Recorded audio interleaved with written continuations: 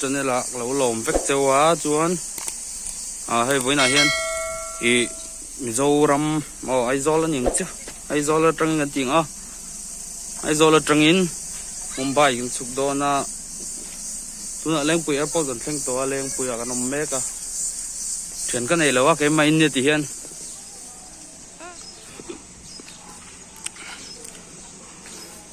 so ta song ka lagi cha ma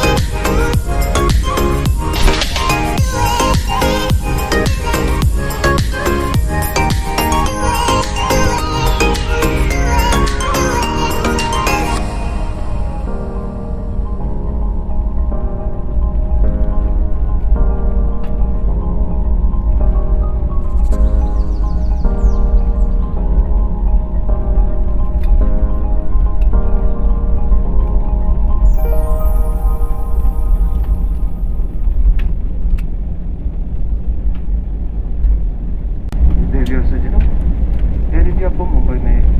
निर्धारित समय से 10 मिनट पहले आगमन करते हुए खुशी है। छत्रपति शिवाजी महाराज अंतर्राष्ट्रीय हवाई अड्डे में आपका स्वागत है। सभी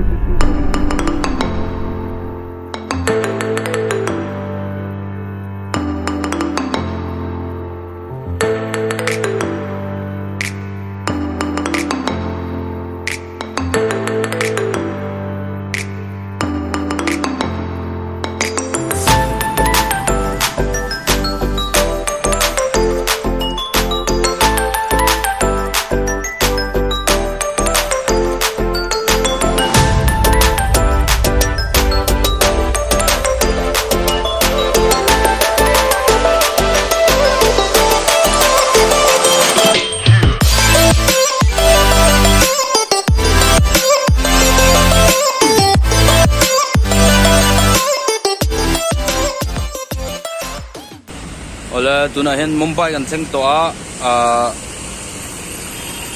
bus tên à gần hạ mẹ các có vài anh tầm khúc mẹ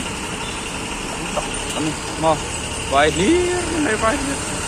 tầm tuôn bus tên là gì bốc á chuan ta hen overbridge chia lâu overbridge đâu đâu xem mà ping cheng khop mai